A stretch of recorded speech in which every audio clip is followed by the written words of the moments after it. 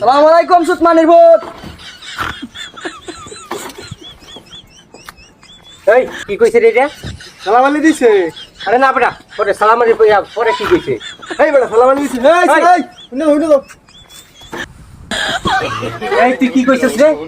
সালাম দিছি। এই আবার দেখা। সালাম আলাইকুম সুতমানের ভূত। এই এই শুনছস কি কইছে? সালাম আলি তো দিছে।